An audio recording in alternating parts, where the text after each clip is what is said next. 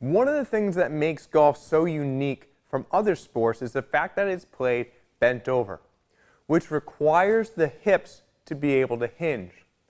Now, there's a couple ways that we could tackle the hip hinge, and there's a lot of exercises that are designed to lengthen your posterior chain. But one of my favorite ones that gives you a really good amount of change in a small amount of time is to use a combination of techniques.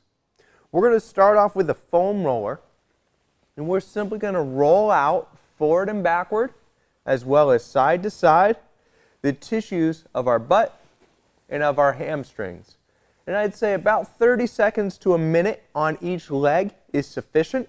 And this is enough that we're just going to get those tissues to start to glide around again, which is really important. After we've rolled on the roller, or you could use a mobility ball, we're going to grab a towel or a small pillow. We're going to take this towel or small pillow, we're going to roll it up and put it between the knees with our feet together.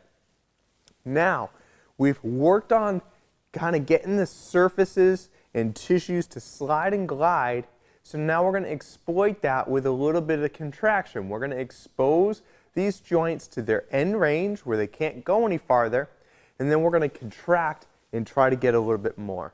What I mean by that is with the towel between your legs, we're going to stand tall and then hinge down. And maybe this is as far as you can go. When you get to that point, squeeze the towel and you'll be able to go a little farther. Now, even if you still can't get to your toes, now's the time to keep squeezing, bend your knees and bend your hips until you can touch your toes, and then we stand all the way back up and we repeat. If you can already touch your toes, keep squeezing and go for your palms. Always try to go just a little step beyond. And we're going to repeat this for at least 10 repetitions. After we've done that, we're going to use something to elevate our feet, such as this weight plate. My toes are going to go up. The towel stays between my knees, and I'm going to repeat for another 10 repetitions. Same exact idea. Go a little bit beyond what you can currently do. After 10 more, I'm going to turn around so that my heels are higher. Towel is yet again between my knees. I go tall and I come down low. All the way down, a little beyond what I can do for another 10. Now when you're done, we have an optional piece here. And it's optional only if you can't touch your toes. So what I mean by that is if you're going through all these exercises and you can get down to your toes, great. This is the step for you to take now. If you go down and you're still here and you can't get to your toes, skip this step. So what we're going to do is get down into a squat. Arms inside our legs, grab our toes.